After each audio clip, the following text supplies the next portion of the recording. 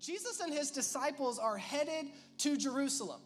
And Jesus has just told his disciples for the third time that he is going to Jerusalem to die and to rise again.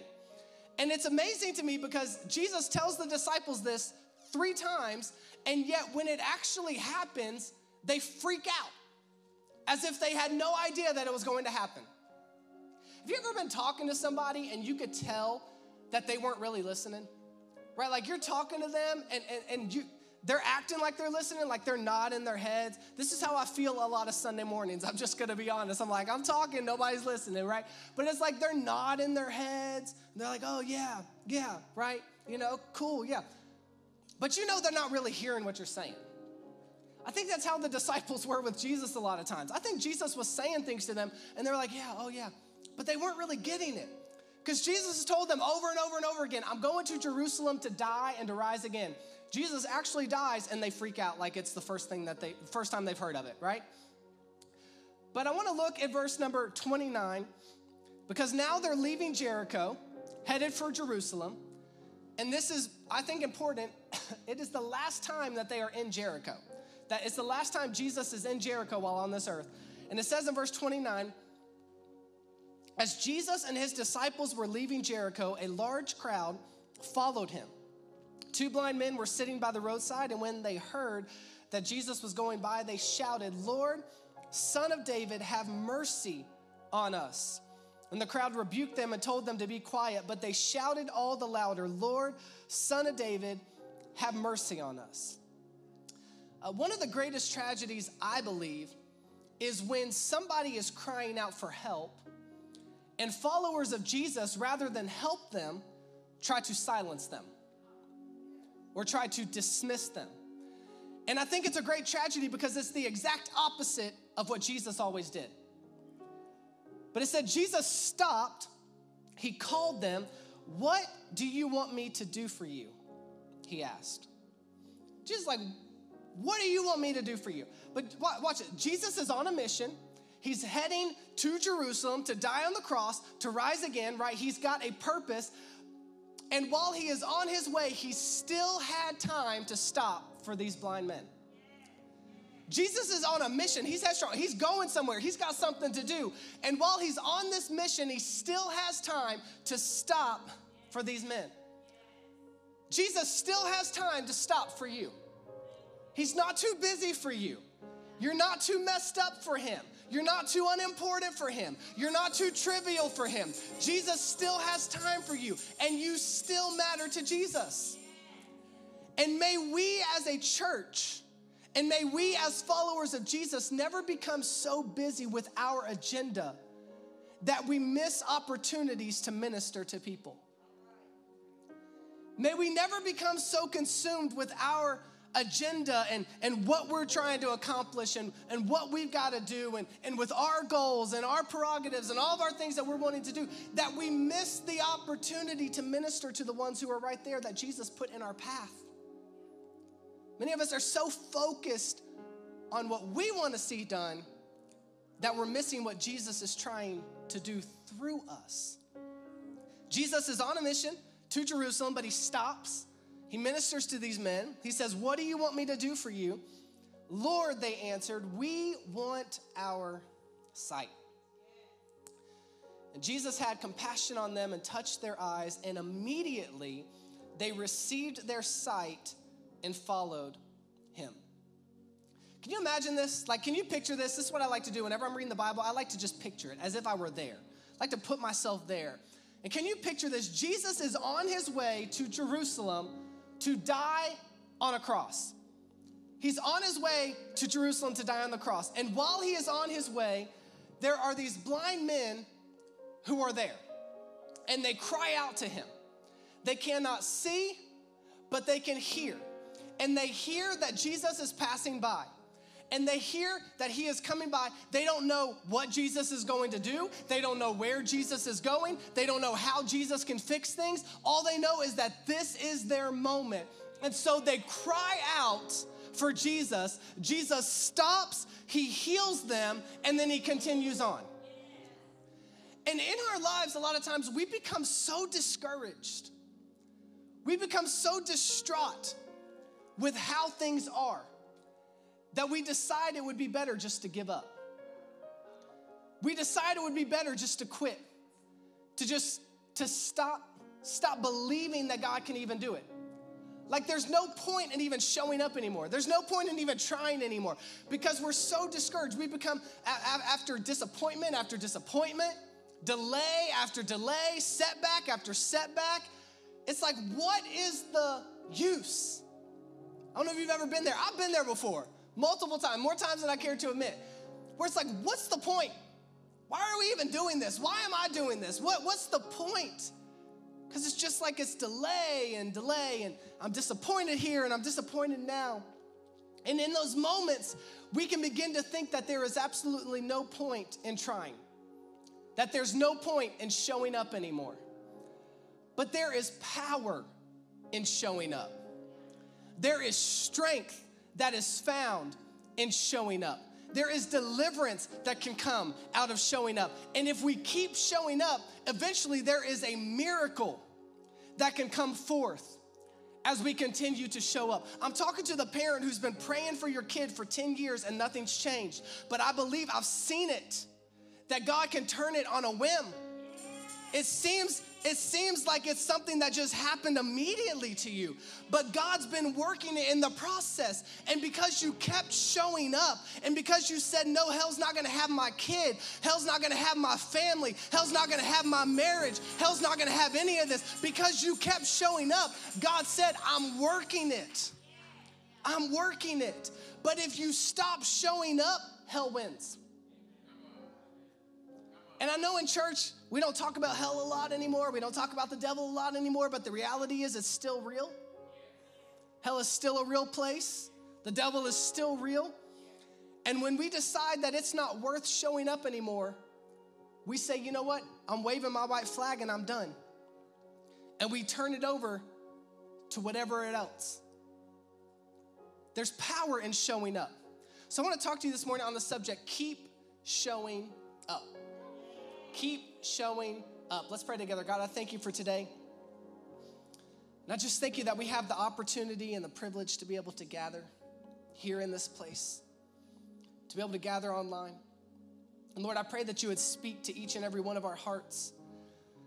Lord, I pray that you would help nobody to hear and see from me, but that they all see and hear from you. Lord, I believe that I can speak words and different people hear different things because they hear what you want them to hear. Show up in our lives the way that only you can. Do what only you can do.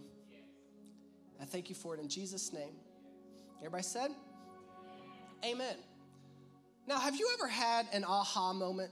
You know, like aha, like, oh, I get it now, right? Like one of those moments. I think a lot of times in our lives we take things for granted, or we just kind of ignore things as we're growing up. And then we finally get to the point where it's like, it just clicks one day and it's like, oh, like this is what they always meant when they said this, or this is what they meant when they said that, right? Like it's like, aha, like I get it now. And as I've gotten older, and especially like as I've had kids and things, I've started to have more and more aha moments, right? Like things that I took as cliche, things that I took as just, you know, okay, somebody's just saying something. Now I'm starting to understand it. Now I'm starting to kind of get it, right? It's like, it's kind of like, aha, like I get it now. And something that I recently began working on was to be present, right? This is an aha moment I had not long ago, is to be present. This is something we've all heard before, right? Like you need to be present. You need to live in the moment. Life is short. It'll go by in the blink of an eye. You're not even gonna know. Like you're gonna look and your kids are gonna be grown up. And you're gonna look and you're gonna have gray hair, and you're gonna look and you're gonna have no hair. And it's like all these things, right? And it's like, oh, I've heard that. But I'm starting to learn that I need to be present. And it's something I've always known, but it's something, admittedly, I'm not very good at.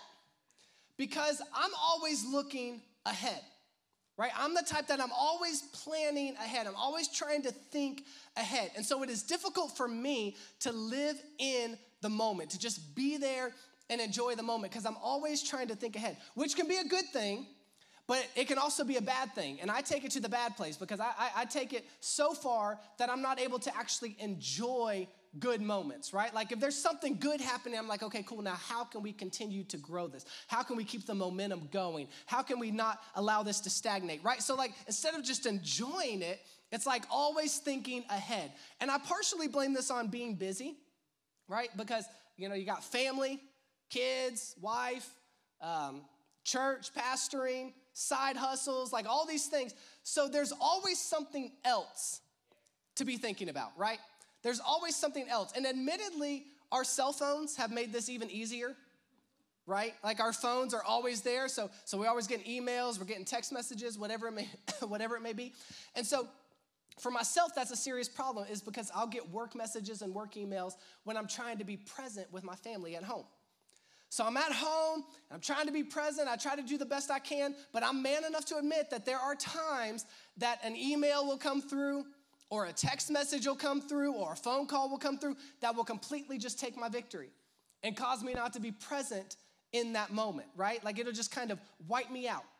But kids have a way of bringing me back into focus. And a few weeks ago, Judah and Elijah were watching the Paw Patrol movie for the 5,278th time. One time was enough for me. So while they're watching the movie, I'm checking work emails, right? And I'm like responding to some messages, I'm responding to some prayer requests, prayer supports, things like that. So I'm handling all these things, but I'm also checking my email.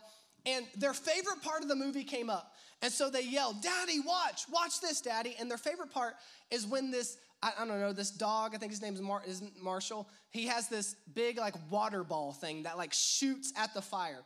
If you've never seen the movie, you've really missed some realistic stuff here. So he shoots this like huge water ball thing at this burning fire on this building. And that's their favorite part. They love it because it's just this big ball of water. So they're like, "Watch, Daddy, watch. You got to watch." And I'm like, okay, I'm watching. And I always crack up because I'm like, they look at me to make sure that I'm watching. And I'm like, you're so busy looking at me, making sure I'm watching that you're not even watching, right? And so they're like, "You got to watch, Daddy, you got to watch." And I'm like, okay, fine. Like, I'm watching this thing happen or whatever. And so I told them, I said, "Listen, I'm watching. Look, I'm watching." And then when they would turn back to the TV, I would look down. I'm not proud to admit this, but it's just true. It's a real talk, okay? Don't act like you've never done it before. So I was like, I'm watching. And then I look at my phone. And so I'm checking my work email. And the reason I'm looking at my phone in this moment instead of just watching is because I had like this crushing email come in, right? Like I'm talking like the type of email like no, like you don't want to get, it just ruins the day. And I just had this crushing email come in. And I read the email, and they want me to watch Paw Patrol. It doesn't matter what was in the email. The point is, it was taking my focus and attention away from what they wanted my attention to be on. And so Elijah, 2 years old, comes walking back to me, and he says, "Look at my eyes, Daddy. Look at my eyes." And the reason he says that is because he's always on 10, right? He's always running. He never stops. He never slows down. From the moment, from sun up to sundown, he's talking and walking, like doesn't stop, okay? And so every once in a while, I'll be like, "Hey, Elijah, look at my eyes." And he'll look at me for a second, and I'll say, "I love you." And he'll say, "I love you." And then he'll just go back like crazy, right? And now he's learned it. So when I say, "Look at my eyes," he doesn't even wait for me. He just says, "I love you." And then just continues to go on. So he comes back to me, and he says, "Look at my eyes." And so I look at him, and he says, "Put the phone down." I'm not lying to you. Like on hold, like he says, "Put the phone down." Okay? Look at my eyes, put the phone down. And at first I wanted to say, "Who do you think you are?" But then like I kind of laughed because it was kind of funny. But inwardly, like inside, I honestly was sad. Made me sad. When he says, "Look at my eyes, put the phone down," it made me sad because I realized in that moment that he understood that I wasn't even present in that moment because I was too busy checking my email. And even though it was a crushing email, it wasn't from my family. And nothing matters more than my family. And so I'm sitting there in this moment and I'm like laughing at him, but inside I'm having this internal conflict where I'm struggling because he realized I wasn't present. And so in that moment, I literally like clicked and I was like, okay, like, aha, like I got it. Like this, be present. This is what they mean. Like you got to be present in the moment. I finally understood it that I needed to be present because if you're not present, then you'll miss it. If you're not present, like one day, I'm gonna wish that they were trying to get me to watch this ridiculous movie, right? But in the moment, it was frustrating. But you gotta be present. You gotta be present. And that's the first thing I want you to write down is be present. Because if you're not present, then you will miss it. How many things have you missed in your life because you were not present? How many things have you missed in your life because you did not show up? How many things have you missed that God wanted to do in your life, that he wanted to reveal himself in your life, but you missed it because you chose not to be present? How many times has God been wanting to do something in your life, but it was something that you were praying for, it was something you were believing for, it was something you were expecting, but you allowed disappointment and discouragement and insecurity to cause you not to be present? How many times have we missed what God wanted to do because we were not present in the moment? In verse 29, it said, as Jesus and his disciples were leaving Jericho, a large crowd followed him, and 2 blind men were sitting by the roadside. They were sitting by the roadside. They showed up. They were present. It wasn't easy, it wasn't good, but they were present. It says 2 blind men were sitting by the roadside. In other gospels, it says that they were sitting by the roadside begging. This is what they did every day. They sat by the roadside and they begged. Every day, Monday, beg. Tuesday, beg. Wednesday, beg. Every day. And nothing had changed. They hadn't seen any progress. Nothing had gotten any better, but they kept showing up. Nothing had gotten, I'm not saying like they saw a glimmer of hope. I'm saying nothing had progressed. They hadn't seen any progress. Nothing was better. They hadn't been healed, and they kept showing up. I'm talking to somebody today who feels like what you are doing does not matter. What you are doing is unimportant. What you are doing isn't changing anything. And I'm here to tell you that it's not time to quit.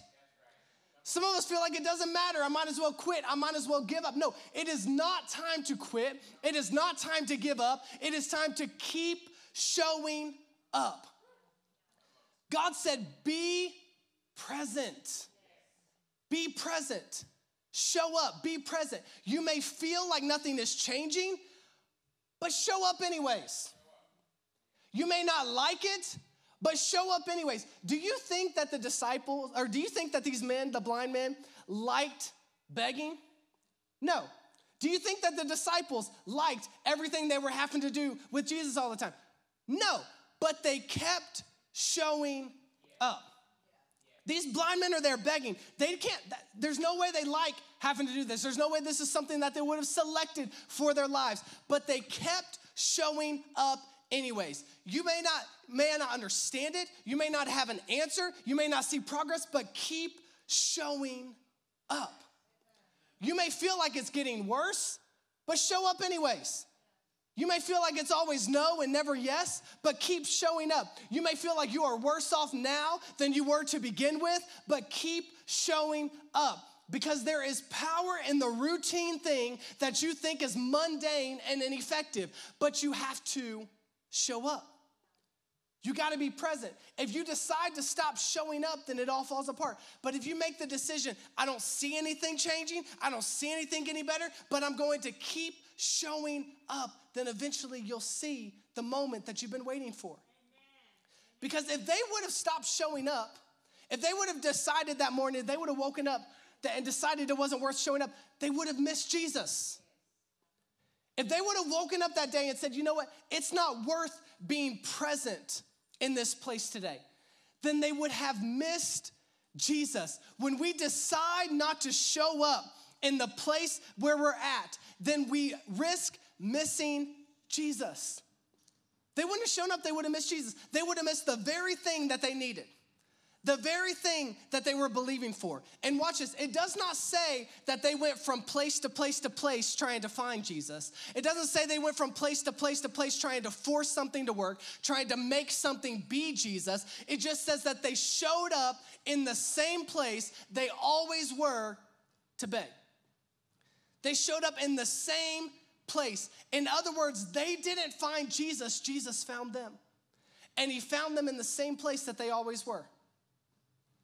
They didn't have to go out and try to make something happen, but Jesus found them in the place where they were. That means it may take everything within you to get up and do it, but do it anyways. God's not asking you to go and run up a mountain. He's just asking you to start, to take a step, to be present, to do what you can do in the place where you're at, and Jesus will meet you there. Stop running around trying to force things to work and trying to make things be Jesus. We're so good at this. We're so good at going around and we'll force something and then we'll be like, look what Jesus did. Just like, I didn't do that. That's like the opposite of what I wanted. We're so good at going from place to place and trying to force things, but we got to stop going around trying to force things to be Jesus and just be present where we are. Jesus says, if you will be present in the place that I've placed you, I'll find you. If you'll be present in the place, some of us can't be present because we're too busy trying to drag on to somebody else's dream. We're too busy trying to ride somebody else's coattail. We're too busy trying to do what somebody else is doing. We can't even be present in what Jesus is doing in our own lives. He says, if you'll be present in the place where I've placed you, I will find you. If you'll be present in your marriage, even though it's not going great right now, I will find you. If you'll be present on your job that I gave you, even though it's not the position that you wanted, I will find you. If you'll be present in your calling, even though you feel like you are unable, I will find you. But you have to be present. Somebody say, show up. You got to be present.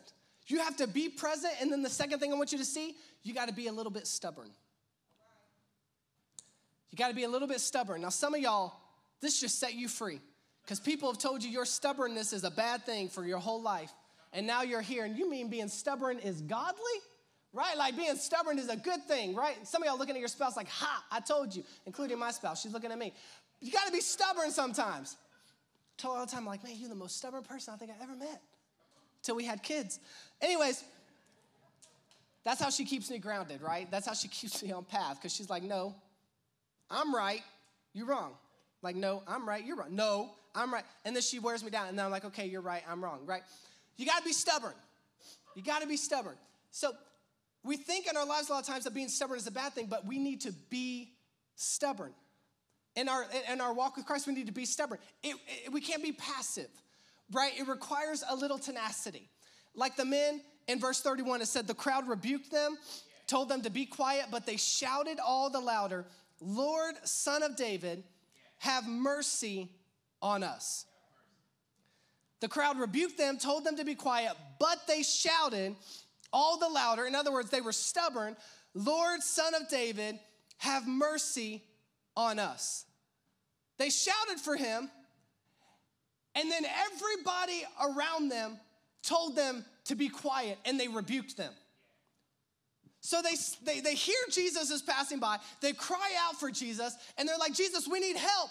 And everybody around, instead of helping, says, shh, be quiet, sit down. This ain't your moment. This is my moment. Anytime somebody's trying to sit you down, the odds are it's because they think it's time for them. They rebuke them. They're like, hey, you got to be quiet. You got to get down. If you keep shouting, Jesus ain't going to hear me. So they rebuke them and tell them to be quiet. And these men had a decision to make. They could either be quiet, quit, and see no change, and then complain about it.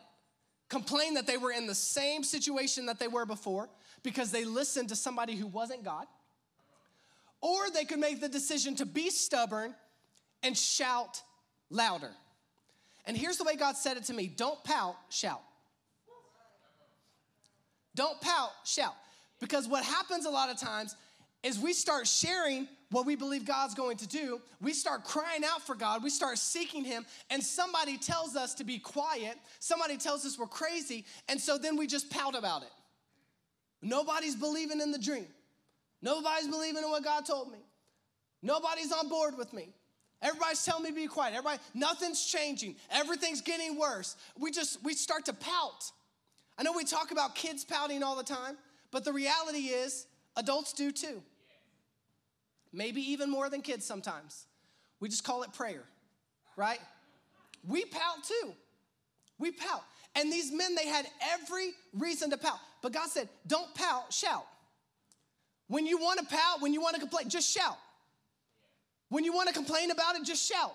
When you want to talk about how it's not any better, just shout. Be thankful for the progress. Be thankful for what God's going to do. Don't pout, shout. They had every reason to pout. They're blind, they're begging, they've not been healed, they've not seen any progress, and now everybody around them has rebuked them and told them to be quiet. They had every reason to pout. But the Bible says that instead of pouting, it says these men said, we can't see, but we can cry out. We can't see, but we can shout. And so they cried out. And when they cried out, everybody around them rebuked them. These followers of Jesus, everybody who was following Jesus rebuked them. Because not everybody who follows Jesus has your best interest at heart. Be careful who you let speak into your life. Be careful who you listen to. Not everybody around you has your best interest at heart. There are so many people who are missing what Jesus wants to do in their lives because they're too busy judging everybody else's shout. But these men said, you know what? I don't care. I don't care. And they shouted louder. They were defiant. They were defiant. Now, instead of putting yourself in the shoes of these men, put yourself in the shoes of the crowd. Can you imagine how frustrating this would be? To be trying to quiet these men so that you could get yours, but they're just like, oh, I'm gonna be louder than you are. I never had a teenage kid before, but I've been one. And I know there's like some screaming match things that can happen. I'm not saying I ever did it. Maybe I did, I don't know. My parents aren't here for you to ask, so it's okay. They're in Hobbs, New Mexico, so you're just gonna have to believe and trust that I was a great kid my whole life. But it's like, it's so frustrating when you say something and somebody says something over you, louder than you, right? That's what's happening. These people are like, shut up. Be quiet. I'd imagine they were yelling some insults. And these men are like, no. You're not stopping what we came for. We're not staying in the same place just because you want us to stay in the same place. We're not staying in the same place just because you think we need to stay here. Instead, we're going to shout a little loud. I will take your shut up and I will change it to a shout out. And I'm going to shout out louder than I did the first time. And they kept shouting. And because they kept shouting, Jesus stopped. They were stubborn. Listen, you got to repeat what you know instead of focusing on what you don't. When life is going difficult, when you don't understand, instead of focusing on what you don't know, keep repeating what you do. Because these men are like, we don't know how God's going to do it. We don't know what God's going to do. But here's what we do know. Lord, Son of David, have mercy on us. He may not do it, but Lord, Son of David, have mercy on us. And they kept shouting out, and they kept repeating what they knew. They kept repeating that the Lord, the Son of David, was there and that he could have mercy on them. And Jesus stopped and he called them. And when he called them, he asked them, what do you want? Some of us are calling on Jesus and we don't even know what we want. We don't even know why we're calling out. We don't even know why we're crying out. It's just like, what's going on? But when Jesus stopped, he said, what do you want? And they had to be specific. And that's the last thing I want you to write down today is be specific. You got to be present, you got to be stubborn, and you got to be specific. Jesus stopped in verse 32. He called them and said, what do you want for me to do for you? Lord, they answered, we want our sight. We want our sight. Jesus said, what do you want? Why are you crying out? And they didn't say, oh, we need some help. Or we need a thing, right? Like, we need. They said, we want our sight. In other words, they were specific. When it comes to what you're believing God to do in your life, be specific. He doesn't ask because he doesn't know, but he asks so that we will acknowledge the need, so that we will acknowledge, I don't have the answer to this thing. These men, they said, listen, begging Relying on everybody else, relying on ourselves is not cutting it. We can't do it on our own. We're tired of trying to do it on our own. We're tired of trying to figure it out on our own, and we can't do it on our own. We need you. We need you. We have to have you. But if they would have stopped showing up, then they would have missed the very thing that they were believing for.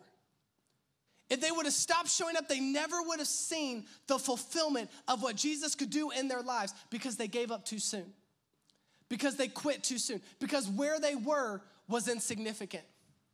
Many of us, we feel as if we're just turning our wheels for no reason, not seeing any progress. And hear me, if God tells you to move, move. But if God has not released you to move, then stay planted in the place where you are. Stay where you are. Keep showing up. Keep being present in the place where you are so that God can show up and do what only he can do. Some of us got to stop going from this person to that person and this establishment to that establishment and this church to that church and this pastor to that pastor and prophet to prophet and all these things and that job and this job and get to a place where we're present where we're at, where we show up in the place where God's planted us. We say, God, you know what? I don't understand it. I'm not seeing any progress. I'm not seeing any movement. It's been frustrating, but I'm going to keep showing up. No matter how tired I get, I'm going to keep showing up. No matter how crazy my marriage may feel, I'm going to keep showing up. No matter how crazy my children get, I'm going to keep showing up. No matter how tumultuous my life may get, I'm going to keep showing up because it may not see the answer now, but I know the answer is on the horizon. The answer is on my steadfastness. The answer is on my trust. The answer is on my consistency. The answer is in me continuing to show up day in and day out when I feel like it and when I don't, when they accept me and when they don't, when they welcome me and when they don't, when they tell me to shout and when they tell me to be quiet. I'm gonna keep showing up because what God can do is too great and it's too important for me to stop now. I've gotta keep showing up. I don't feel like I gotta keep showing up. I'm tired. Listen, I know there's many people here, and I never pretend to know everybody's story. Everybody's story is different. I know there are people here today who it took everything within you to get up and come to church today, to tune in online today, because you're tired. But I'm here to tell you today, keep showing up. It's worth it. It's worth it.